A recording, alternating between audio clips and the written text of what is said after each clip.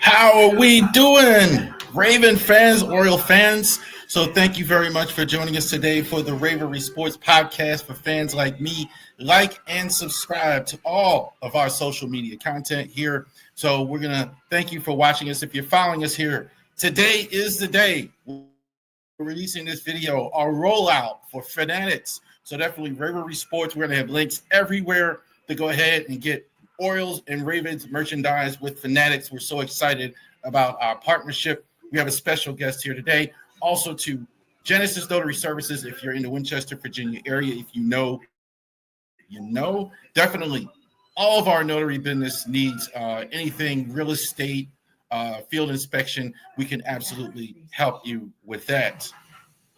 And not keep our very special guests waiting. I think I was just talking about this guy is the GOAT of baseball analysis in Baltimore. I'm serious. Breaking down the swings, his analytical skill is just off the chart. It really sticks out when it's very hard to stick out. Also, too, you want to check him out on Twitter, Flaming the Raven. I think that's underrated, like some of his Ravens takes as well. That's more fan-like. I could see like the baseball stuff is very analytical, but the Ravens stuff is very fan-like. So we got PigTown. How are we, sir? We're good, man. I'm getting ready to weather out this big old storm that's about to hit us. I think I'm hoping we don't lose connection because have you looked at the radar? We're about to get we're about to get crushed. Ours came through here, Virginia, earlier in the day. So nice. We've been fighting rain. So yeah, I'm hoping today. Yeah, tornado warning and all that other fun stuff. So that's why they moved the game up earlier. Yeah. I mean, Southern Maryland I think they just had like one touchdown, and it's moving its way up. All right, so thank you, sir. Been trying to get you on for a while. I've been watching you for the last couple of years, everything you're doing. So thank you for showing up here tonight. Let's talk a little baseball, man. Brandon Hyde, no longer the manager of the Orioles. A few weeks ago, I'm listening to your show a couple times. You really, I wouldn't say you were for or against Hyde. Really, I didn't hear you. You didn't go too hard on the other way. Where would you sit now that this actually is done, getting rid of the manager? Because believe it or not, we haven't gotten rid of that many managers, considering what the record has been. We've really only had like 2 in the last few years. Yeah, I mean, I played for Brandon when I was back with the Marlins, and he was there, and Tim Costins was there, and they were great dudes. I mean, people loved playing for him. He was a high-energy guy, and we saw it, early on in his career. He was real high energy, always in the dugout, kind of, and we've seen, the clips when, he chirped with Chris Davis or he chirped with Robbie Ray. Like, that was just his personality, and guys kind of fed off of it. And I was always kind of a high defender for a long time, but it almost felt like, I don't want to say that guys quit on him, because they definitely didn't quit on him. And you could tell by their reactions, like they were upset and they were sad, but it almost felt like they become like friends with him, to where like, I think the leash got a little too long for certain things. And it just, I don't want to call it a frat house, but just certain things just maybe kind of got let go a little bit more than just a regular manager would do. And I still think he was doing a good job. I still think guys were playing hard for him based on the circumstances with all the injuries, but it definitely looked like some kind of change was needed. Something to shake something up. I really didn't think it was going to be Brandon Hyde. And I kept saying to myself, you got to change something. And I really thought it was going to be one of the pitching or hitting coaches. And I mean, they went from the top first. And I don't want to say the team has fully responded to that. They've played better, not great, but they've played better. And the numbers show that they've kind of gotten it together a little bit. And whether that's a Brandon Hyde thing or they just realize that, hey, we just played so bad, we got our guy fired, but it worked in a sense, if that makes sense. Yeah, I'm with you. What is your overall read on the new manager? I mean, how is the organization looking at him? So is he a guy that he's just placeholder or whatever? What do you think of Tony Mazzolino early in his job as manager? I've always liked Tony. I mean, he's made some decisions at third base, sending guys that people have questioned over the years, and I've questioned myself, but he's an aggressive guy, aggressive coach. And you can see that the team has already kind of responded to his energy. He's a really high energy guy. He's always kind of upbeat and, kind of moving around fast, and he wants to get drills done, and he's always out there early. I mean, they showed a picture today. He was out there hitting fungos at Ryan Mountcastle. And I think we all agree Ryan Mountcastle's got a really good glove at first base, and he was still out there. I think they said it was at like 10 a.m., and Tony's out there hitting ground balls at him so he can keep working on picking the ball at first base. Like, it's the little things like that. I'm not going to say that Brandon Hyde wasn't doing that. I think Tony was probably still out there. Brandon was still in the clubhouse, but it's different when it's like the head guy out there, like, hey, you want to go out and get some extra work in, and guys feed off of that. And I think they're playing hard for him. And some of his interviews, I know some people are giving him some crap about it and stuff like that for his choice of words and how he says things. And I even today when he talked about needing labor or something like that for John Mabry, I'm like, well, what does that even mean? But I don't think he was bred to sit in front of a camera every night. He's just a baseball guy. That's the difference between an interim manager and a seasoned manager, right. The media aspect. Yeah. They don't understand. They can get played by the media a little bit. They can not really get it yet. For sure. And he it almost looks like he's nervous, to talk. And I feel like they've gotten better as the weeks have gone on, but he's probably still nervous up there answering questions every night. And he said it himself, I never thought in a million years I would do this. It's not like you don't go through those media trainings and stuff like that, like the players and normal managers do and stuff when you're just a third base coach. You're not really answering questions all that often. But I think he's doing a good job as on a baseball sense, for still with the injuries and all, and him trying to deal with that. The bullpen hasn't really been performing all that well, so he's got to navigate that. I mean, I have no faults with what he's done with the team so far, and they've seemed like they're responding well to him and his energy. They've definitely played with more energy themselves too, and they don't look dead in games. Like when they're down 4-0 or something in the fourth inning, like we've seen this team at least make it competitive late in the game rather than kind of just, let's roll over and get them tomorrow kind of attitude. Who do you think is the next manager of the Orioles? You could count me into Buck Britton, hire Buck Britton. I think a lot of people thinking he's too young. I hear that a lot. I think like with this particular group, though, because he has worked with them all in the minors, your main guys, I think that's a big problem right now, their main guys. Where are you at with who should be the next manager? Ryan Flaherty, I heard yesterday, Skip Schumacher, names like that. If you were doing it, what would you – what do you think is going to happen, and who would you hire? I like Buck. I've played with Buck. Good dude. Guys respond to him really well. He handles adversity, attitudes, all that different stuff very well. He's got a demeanor just like Zach Britton. I mean, so nothing gets too high, nothing gets too low with him, which I think is good for a manager. I don't know 100% if he's ready to take on this team in its current state next year. A team with very high aspirations. Everything you're going to do is under a microscope. That's really hard for a rookie manager who's, I want to say, I can't remember. I think he's only like 37, 38. That's a tough task to take on. And I mean, we've got pitchers older than him, I like Ryan Flaherty a lot. He came up through Buck and stuff, and 7 for all we know. Yeah, I hear. Yeah, and his dad was a coach, and Ryan himself played really good defense. He wasn't the greatest hitter in the world, but the guy only had like less than 10 career errors playing 8 positions on the field in his career. Not many guys can say that, and he was a show up to early work kind of guy, and I think he'd be a good fit. But again, like as a rookie manager with this state of the team, could he handle that? I've been a big David Ross guy. He's old school, which I think this team kind of needs a little bit less. I'm your friend and more like I'm your boss. Let's get it together kind of thing. I know a lot of people like Skip Schumacher. Skip would be fine. David Ross would be fine. I don't want Buck back, completely honest with you, Buck Showalter. I think that ship sailed, and it's sailed on multiple teams for a reason. He's a good guy. He can probably get this team to play well. I don't think he'd take it anyway. I don't think he would. I don't think he would take it.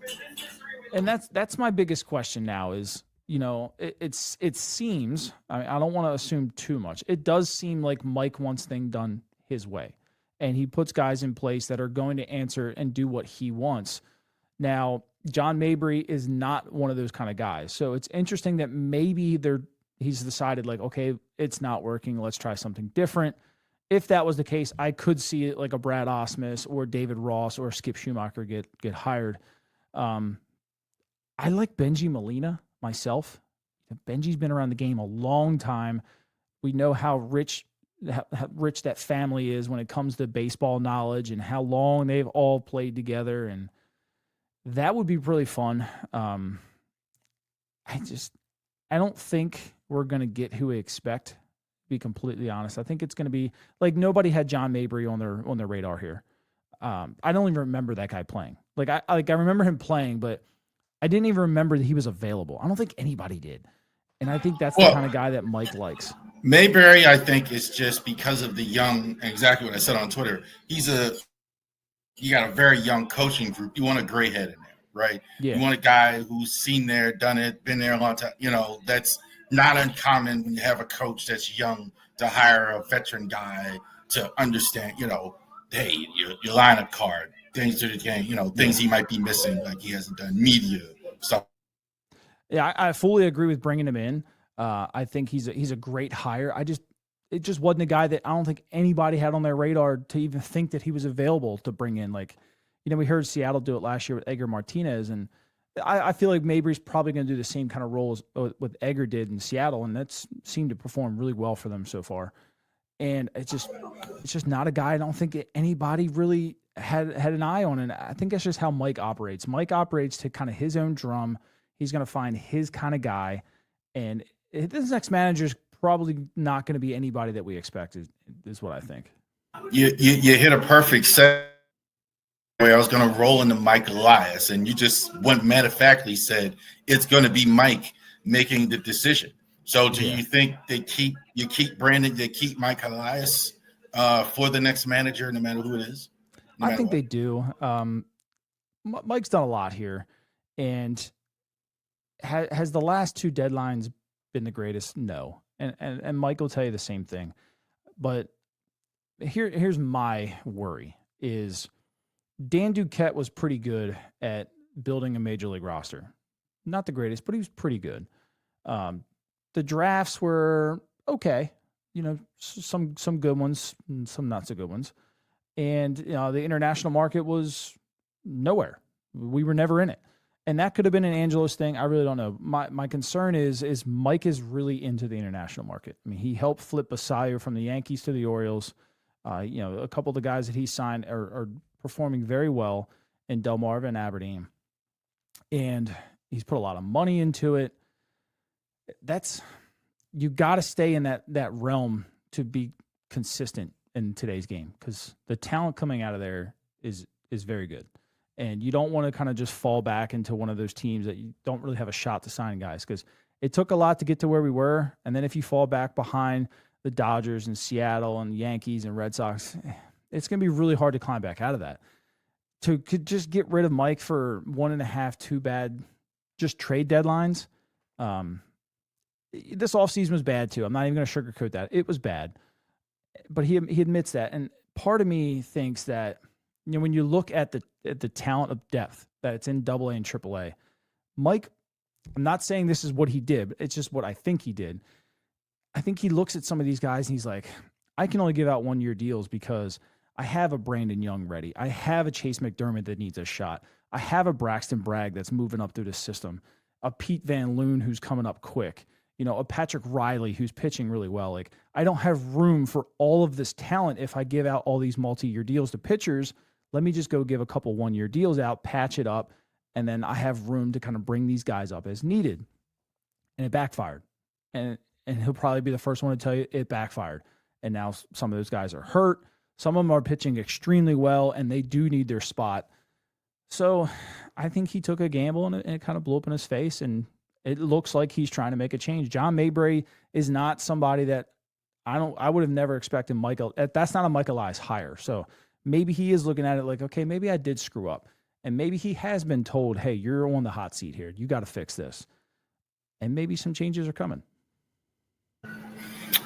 A lot there. I don't agree with the pitcher assessment. Those guys are nowhere close to being major league ready this year. Braxton Bragg's been really good in the minors. Patrick Riley has, an electric arm. So I agree with some of that.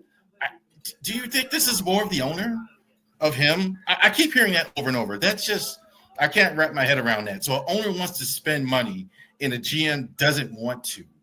That's kind of not the way it ever is it? I mean, that's... Yeah, I think it was just bad timing.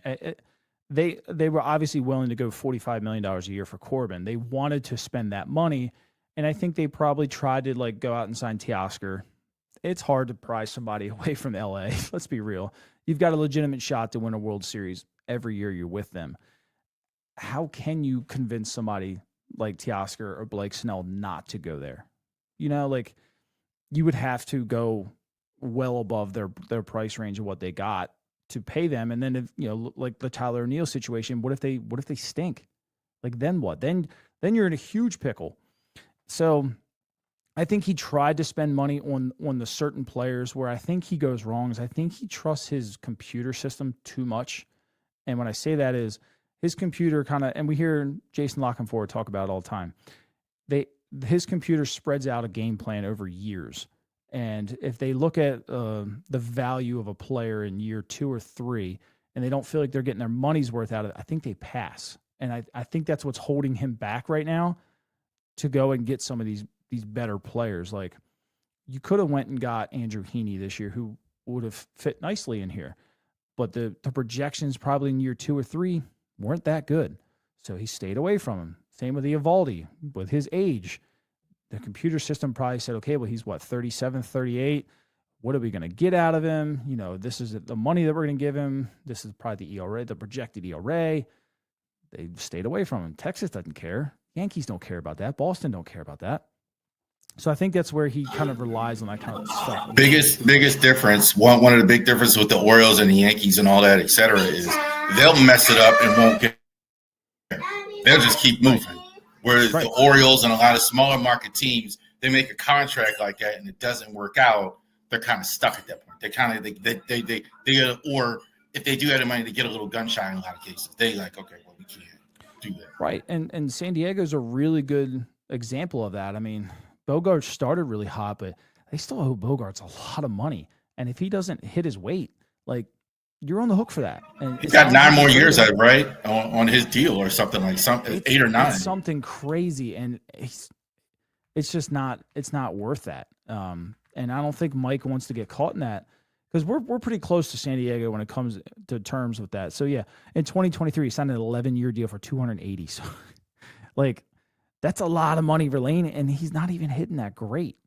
I mean, he's signed to. If he was that great, Boston would have. Match whatever it was. I mean, the fact that they let him go tells you a little bit of something. He was one of their main guys.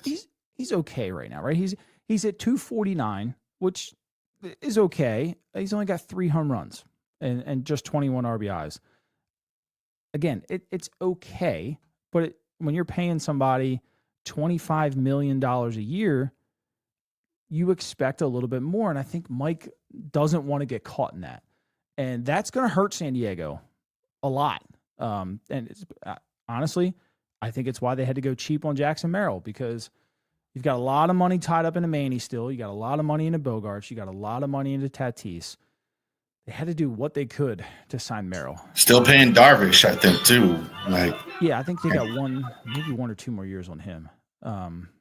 It's a lot of money. And look, if they don't win in this next 3-year time period, they're kind of behind at that point. Now they're making good money because you got star power on the field. You are winning. Your fans are coming out, but you don't win, then what? And I'm afraid Mike looks at that and is just gets scared. But sometimes you just got to take a shot at least at one guy. Um, it was reported. I saw on Twitter that the Orioles, David Rubenstein, did talk to Gunnar this offseason. Now, I don't know if this is true, to get him to sign an extension, and he didn't sign an extension going forward. To me, that's a big deal because at least you got to try and sign Gunnar. But let's talk a little bit about Adley Gunnar. What's wrong, man? Adley is really, um, really barely above Mendoza line there. Gunnar, I think, doesn't look right either. He's certainly not driving the ball. Yeah. He's doing his average is better, and he's got a lot of singles, doubles, etc. But he's really not driving the ball like we used to see. What's going on with Adley and Gunnar? Because these guys are the foundation. If they're going to win, you got to get it right there from those two. For sure. And Adley, I think his biggest thing is just hitting left-hander right now. His right-handed numbers are still beautiful. They're over 300 from the right side. Runners in scoring position, I think, is over like 350 from the right side. All of that is just peachy. It's the left side, and it's just weird. Like his mechanics just look off. The timing looks off. He looks like he has to blow the front shoulder open because, how hitting works, if your front foot's late and then you have to generate bat speed, and if it's late, the only thing you can do is actually pull the front shoulder out to generate some kind of bat speed. And when you do that, your eye gets pulled off. It's a lot of moving parts, and it just looks like Adley's there's just too much. There's nothing smooth about that left-handed swing right now. He collapses that backside too often. He falls down to the knee. He's chasing some bad pitches. I don't know if he just isn't seeing it as well out of his eye as he does right-handed. Like maybe is his right eye just not as good as it used to be? Because the average every year left-handed is it's crumbling. It was phenomenal. That was the thing that impressed me the most about Adley when he came up to the Orioles. His batting eye was so advanced. Yeah, he was very Boggs-like. You didn't throw Adley Rutschman pitches out of the zone and he just swing at it. No. It had to be strike zone where he wanted it. Now it seems way more like he's chasing, and that's why I really got into the breakdown that you get about the swing to really explain why he's chasing. He's not standing properly. Yeah, it's when you're off balance like that and your front foot's late, it just a lot can go wrong. Even the ones he's hit out this year haven't looked all that great. Like he's still going down to a knee. Just happened to find the fat part of the bat. I still think it's fixable. I don't know if it's an Adley not wanting to fix it or they're just not finding the exact thing to fix it. When Adley came up, he was, and Gunnar too, were really good at driving the ball to left field, down the third baseline, left center gap. They looked for the ball middle away and to drive it that way. And it's like the Gunnar, I think, did it today where he hit a hard ground ball and got a base hit, but we're not seeing it enough from either one of those guys. I think you said it, hard ground ball. Like you're seeing now, Gunnar's doing better, at least fighting stuff off. He's keeping his average around 250, 260. But man, him too, not as bad as Adley. Not really driving the ball when I see him. Yeah. He's just like singles, doubles on the ground, stuff like that. Where Gunnar used to like just be everything was had thunder to it. But I don't know what's going on with Gunnar either. Yeah, he's hitting the ball hard, but it is on the ground, and I don't know if that's a change that they've made, in the offseason with the new hitting coaches and the approach that they're taking. A lot of guys are hitting the ball hard on the ground, and I don't know if it's. I really don't. It's hard to say because it's hard to see from the angles that we get as fans. Some of the websites, they give us something at least, but it's really hard to see a straight on angle to see what they're doing. The side angles, like when you're looking at the player's body and you can see their swing and stuff, that's easier to tell. They could be swinging up and then kind of just hitting the top of the ball. So they're trying to get lift and then hitting it top. And they're still hitting it hard, but it's just going on the ground. They could be out in front of it just a touch too early. There's a lot of different variables that could happen to be hitting it hard on the ground. I want to say they're like top 3 in the league as far as hard hit rate on the ground goes. So those are better, I guess, than like pop-ups or, just flyouts.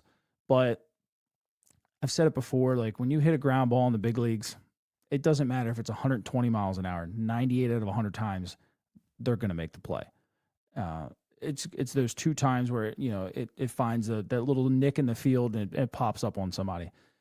If it doesn't take a bad hop, they're fielding it 98 out of 100 times. So you got to get the ball off the ground a little bit, more into the holes a little bit. It's just they're struggling in all phases, and maybe a hitting philosophy change would help. Last year they were really aggressive early on. They were jumping on the first pitch a lot. They were hitting over like 350 as a team on the first pitch. And they're still hitting okay this year. I want to say they're like 280, 285 on the first pitch, which is still really respectable. But they are also leading the league in pitches per at bat. So it's like I've said it a couple times, they don't have an identity. It's either sometimes they're really early in the count, and then there's other times it's like, let me try and just see as many pitches as possible. And then they get themselves in a hole because they just watched 2 fastballs down the middle, and now they're sitting here trying to fight off a bunch of curveballs and changeups, and they're just all over the place. It's almost like they don't go up there with a plan. I think what's been worse than the hitting has been the starting pitching. So we're not going to have on this channel Charlie Morton slander. We're going to stand up for Charlie Morton because Charlie Morton had a great start the last start. It only took him until Memorial Day to get a quality start. So we will not have Charlie Morton slandered on this channel. Is it over for him? 2 guys I really want to talk. Charlie Morton, I think he was good the last time, but he's been horrible, obviously. And Batista doesn't look right to me either. He's still got the velocity looks decent, but his control is nowhere close, I think, so far this year. Yeah, I think Charlie's going to be okay long term. I'm not saying he's going to be lights out, but I think he's going to be okay. We're going to see more outings like we just saw. He looks like he fixed his mechanical issue. He was kind of showing the ball a lot to all the hitters. He lives and dies by his curveball, and he was just basically telegraphing it the entire time. I mean, he was holding it way up here. Last year he would get the ball back here. You couldn't see it. And I can't even get my elbow to bend the way he did, but it was like it was tucked behind his whole arm. You literally couldn't see his arm. And this year it was sitting right here. So he just couldn't get his arm in the arm slot that it was in. And the whole time he's throwing it right here, you can see the grip. These guys got 20/20 vision, every single one of them. They can see this stuff. And they can see where it is, in the hand, if it's farther out of your hand, if it's deep in the side of it, like a fastball, if it's farther out, it's going to be a slurve, curve. They can see all of that crap. And when you're showing it for 2 seconds, it's easy for a big league hitter to hit. And they were teeing off on him. And now it seems like he's hiding the ball better. It's behind his head again. He's got the elbow kind of, I literally can't even do it. I'm not a pitcher. But I think he'll be okay. He'll stay around a 4-ish ERA for us, which I think is fine. As long as they can keep him down in like that 4th or 5th starter, I think that's okay. There's not much more you can ask for out of a 5th starter to get a 4 ERA. Batista, the command I think is kind of all over the place. And part of that might be he's trying to ramp himself back up into the velocity a little bit. And because it seemed like when he first started the year, he was hitting spots pretty good. And the splitter looked really good, but he was in that, 96 to 97 range. And now it's like we're starting to see a little bit more 97s, 98s, 99s, and it's just staying in the middle of the plate. Velocity was way down at the start. It was very concerning as well. I think they kind of walked him, really slow walked him more than even I think they should have in spring training. Even though you have Tommy John, 16 months, you should be ready. Right. And I think even with that, they still took it easy, and it kind of hurt him at the start where he just didn't have his normal velocity. I agree too. And it goes back to like being able to locate. He got himself used to locating at that lower velocity. And then when he tries to start ramping it back up, kind of leaving it at the plate a little bit. Splitters are still really good. I mean, that splitter's good enough where he literally can throw it right down the middle of the plate and it's going to move somewhere. that it's a good enough pitch. And it's like he's got two different ones now, where one just drops straight down and the other one has that like Sagano run where it's like down and in too. So if he can stay on top of that pitch, because some of them are still kind of up in the zone a little bit, and it's 88, 89. If you really hang one up in the top of the zone there, you're going to get Kyle Tucker. Yes. Especially when you're pitching in the ninth inning, right? As well. One more thing real quick. We went over high, we went over last, we went over the offense as well. The deadline. Where are we? Are we buyers? Are we sellers? Are we where do you think the Orioles are? Because I really don't have any idea where they are thinking is that. I think Bleacher Report put something out today that they did say if the losing continues, they're telling teams they will be sellers. I think you need to attack it like you did in 2022. Even if you start winning a little bit, sell some pieces, not all. Find a couple like Jorge Lopez and like Trey Mancini who are going to get you a return like Cano and Cade Povich that you can kind of build for 26 and beyond with. Because we still don't have a full starting rotation under control, right? You have Bradish, you have Povich, and you have Dean and Grayson. So you got room for another starter if need be. The bullpen, I think we all know, needs some help, and it wouldn't hurt to have a good bullpen arm that has options. So if that is Cedric Mullins or if it is Ryan Mountcastle, deal one of them, but still look to acquire somebody else that can help you too, whether that be a bat or an arm or something like that. Somebody that has control that can still help you, that you're not giving up too much for. Last year, I thought the Billy Cook, Patrick Riley trade was perfect. If there's an arm somewhere out there that you really, really like, and you have to get rid of Creed Willems or something like that, Creed's blocked here. He's a great player, and he's going to probably fetch you a really good arm. So I love Creed Williams, man. Creed Williams, every time I see him, I think of Kyle Schwarber. That's exactly what you get. He's going to be all or nothing. He's going to get you that home run. He's swinging.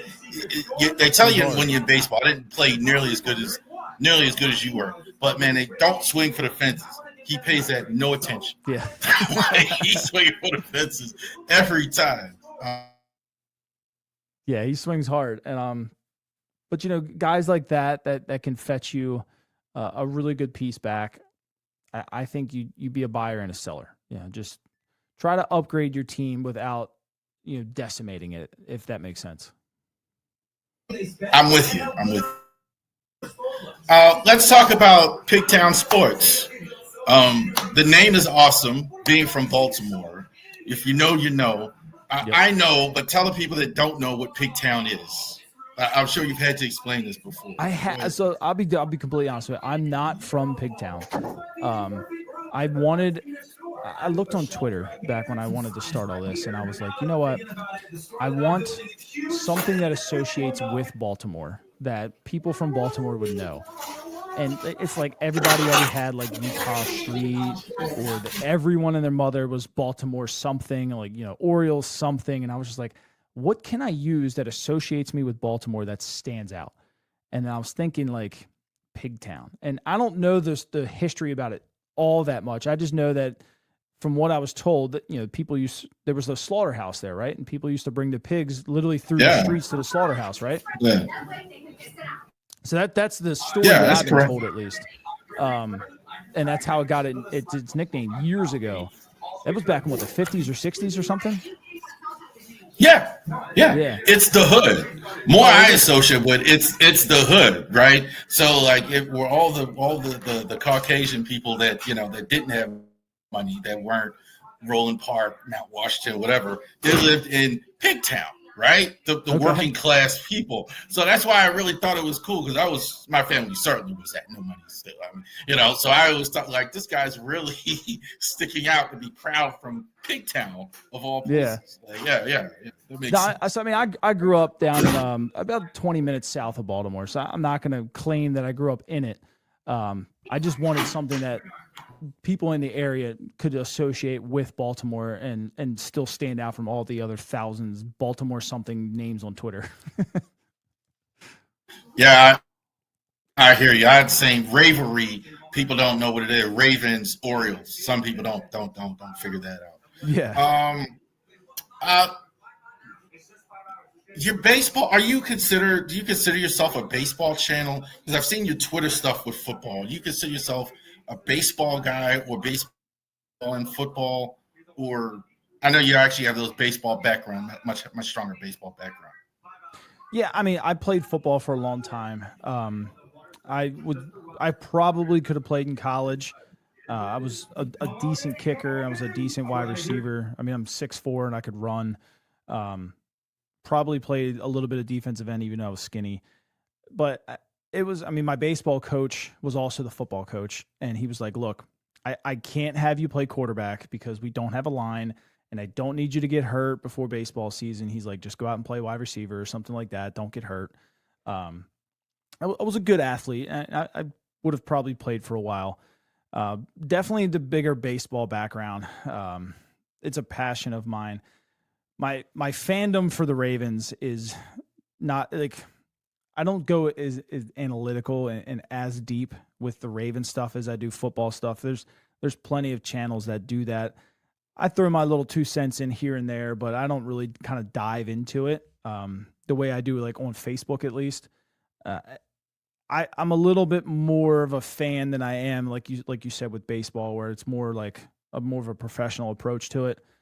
Football, I'm just like, I hate John Harbaugh, get him out of here, like.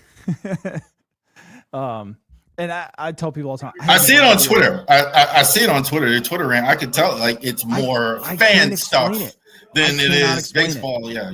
Go ahead. It's weird. I can't explain why I don't like John Harbaugh. I have no idea why. I just don't. It's so weird. And I laugh about it too, because there's games that like he does really good, and I'm like, about time you did good, right?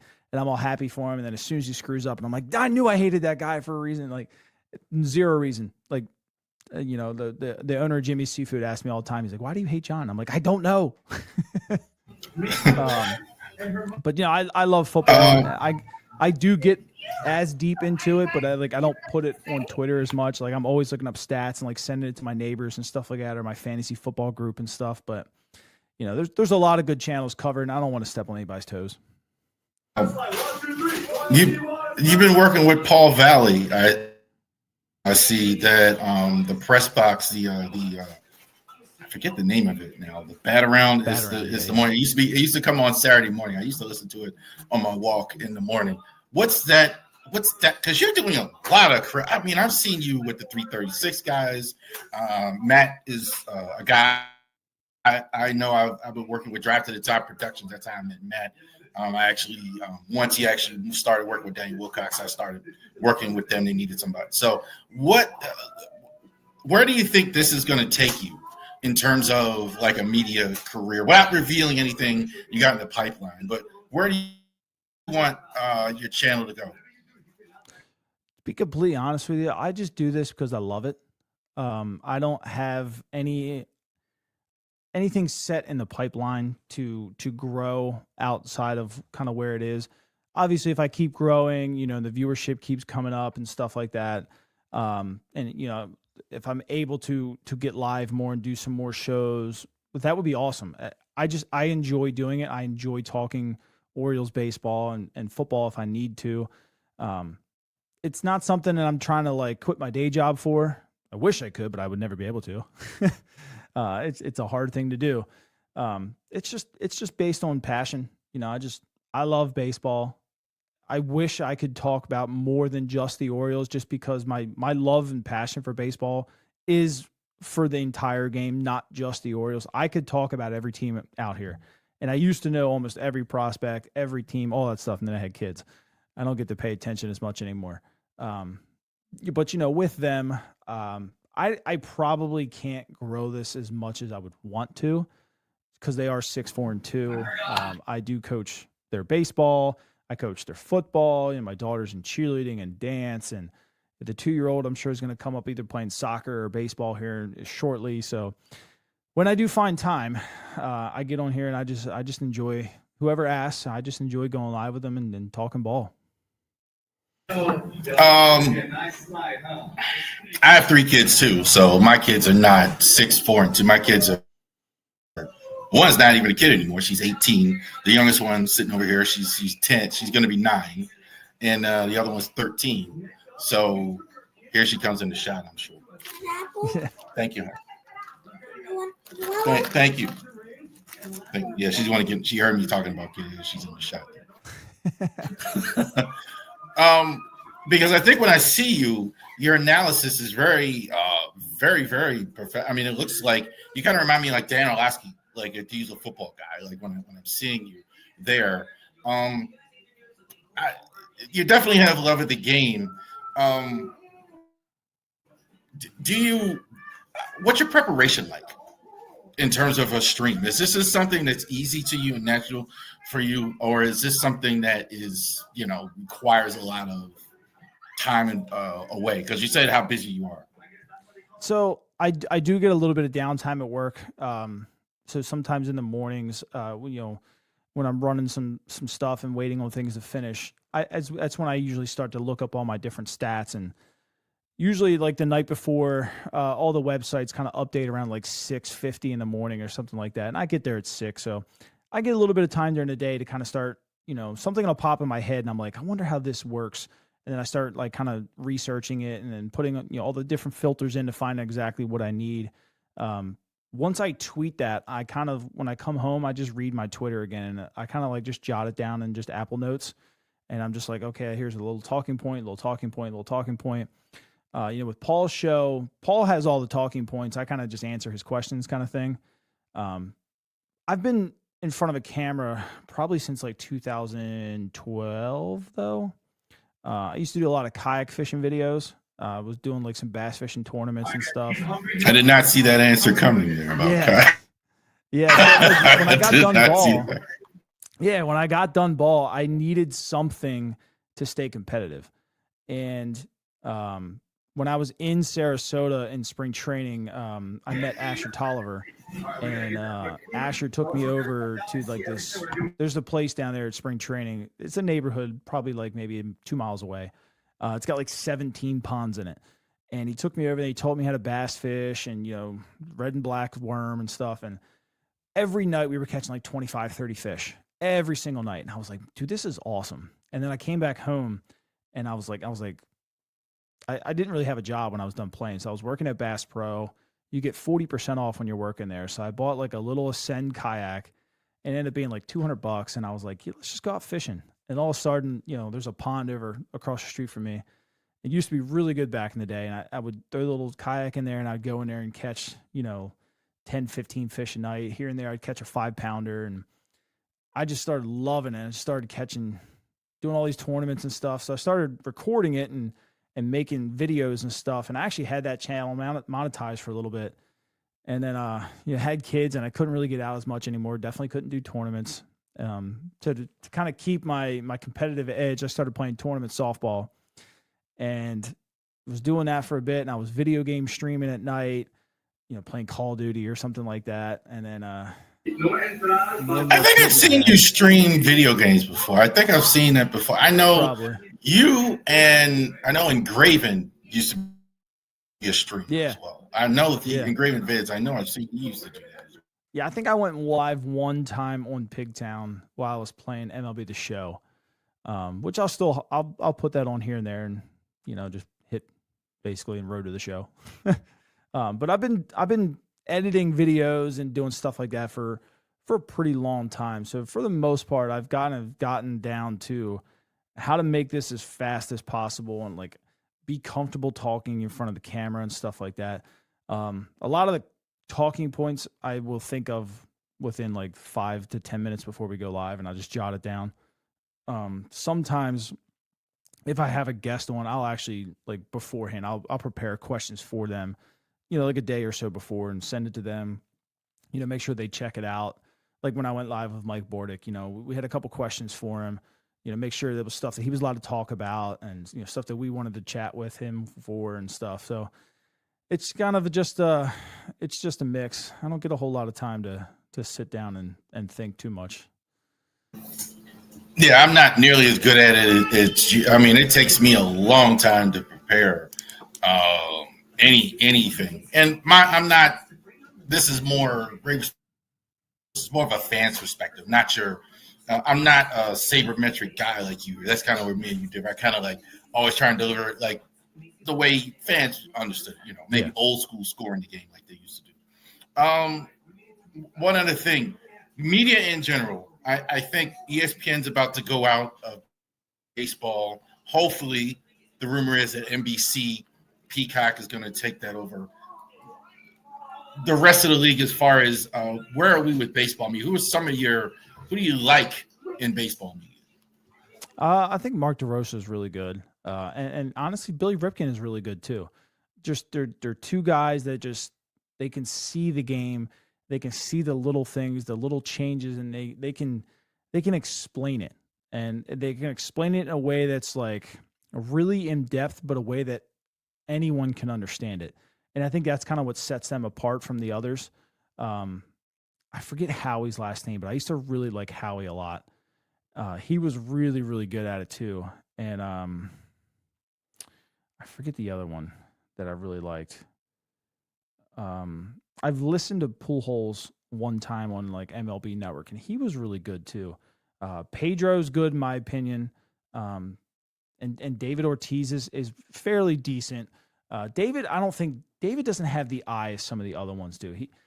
The knowledge of the game is really good, and you can sit there and listen to him and like A-Rod kind of like banter back and forth a little bit, but it's just something different from Mark DeRosa and Billy that you get, that they can just pinpoint the smallest things, hitting or pitching. And I just love that. Would you consider it? And I heard what you said, but would you consider it if they were to ask you? I know you don't think they would, but would you? Because they should consider it. Like listening to some of the stuff I've seen, would you consider that?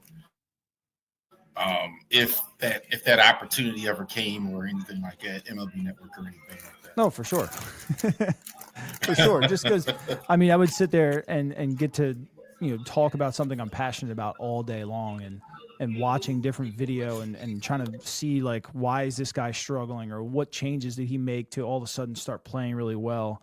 I've got a friend at work, big Cardinals fan, and he asked me all the time. He's like, what is wrong with Jordan Walker? Like, he annihilated the ball in the minor leagues. He's a big prospect. He's like 6'7". He's like, what's wrong with him?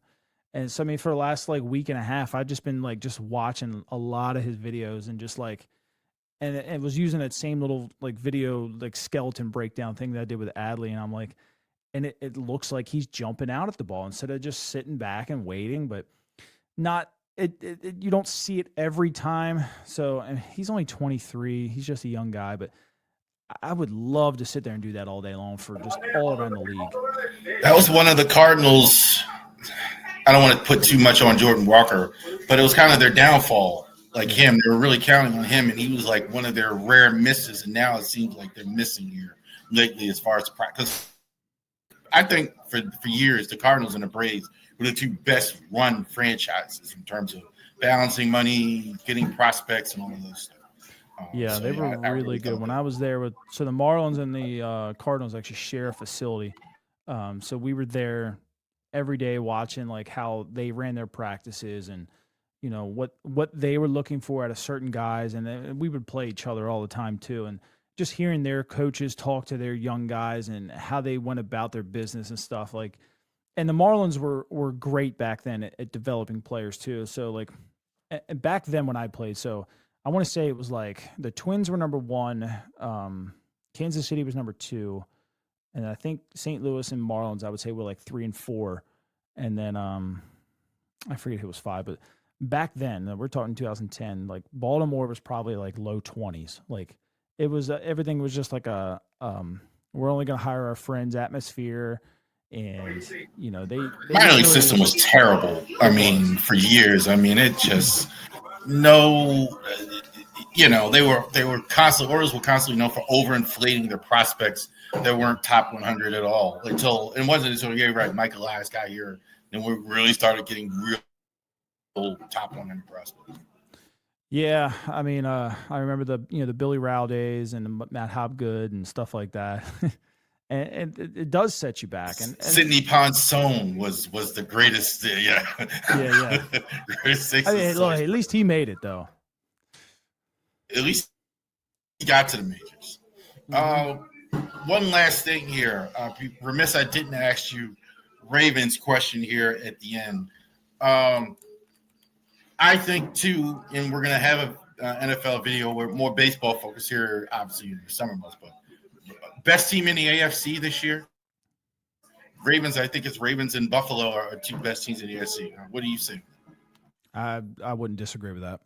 I mean, both their rosters are built to play. excuse me, in their elements. They're built to play fast. They're built to run the ball.